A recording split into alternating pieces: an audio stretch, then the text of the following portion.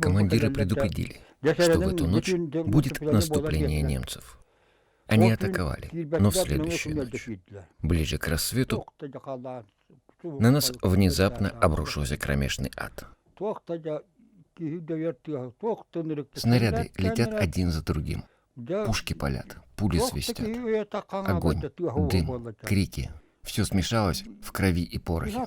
С ума сойти можно. Это не передать словами. Невозможно пересказать. Двинулись вражеские танки. В нашу сторону пошли сразу 3 со стрелками на броне.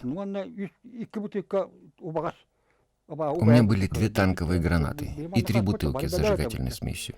Мы замерли в ожидании, подпуская их ближе. Еще ближе.